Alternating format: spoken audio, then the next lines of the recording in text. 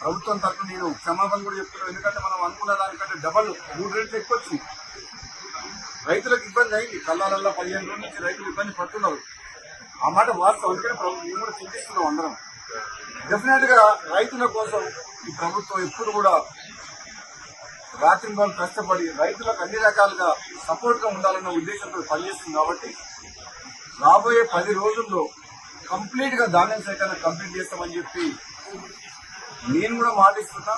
ప్రత్యక్షంగా నేను కూడా ఈ గోడౌన్ హ్యాండ్ ఓవర్ చేసుకుంటాను. అధికారులతో మాట్లాడి గోడౌన్ ఓనర్ ఒప్పుకున్నా సరే బలవంతంగా నోటీస్ ఇచ్చి తీసుకోవడం జరిగింది. ఇంకొక 1,00,000 టన్నులకు తిరుమలగిరి సూర్యాపేట మండలం అక్కడ ఒకటి ఉన్నది, అది కూడా తీసుకోమని చెప్పిన ఇప్పుడు అడిషనల్ కలెక్టర్ గారితో మాట్లాడినా. వచ్చే 10 రోజుల్లో ఈ ధాన్యం సేకరణ ఎప్పుడు ఇంత ప్రాబ్లం రాలే. ఈసారి వచ్చింది ప్రాబ్లం.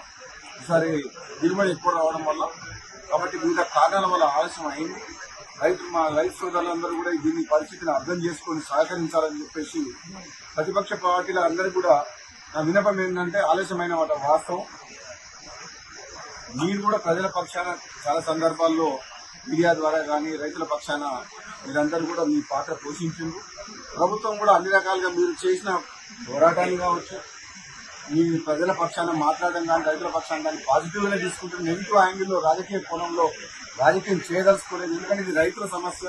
రైతులను కాపాడుకొని వాళ్లకు అండగా ఉండాల్సిన ప్రభుత్వం, ప్రతిపక్షాలు అన్ని పక్షాలు అన్ని పార్టీల వారు సహకరిస్తే నెక్స్ట్ 10 days లో కంప్లీట్ చేస్తామని చెప్పి నేను మీడియా ద్వారా రైతులకు ప్రజలందరూ కూడా తెలియజేస్తున్నాను. Thank you.